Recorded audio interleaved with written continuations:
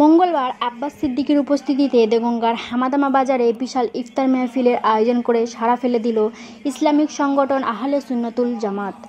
এদিনের ইফতার মেহফিল থেকে সর্বধর্মের প্রতি সম্প্রীতির বার্তা দিলেন পীরজাদা আব্বাস সিদ্দিকী।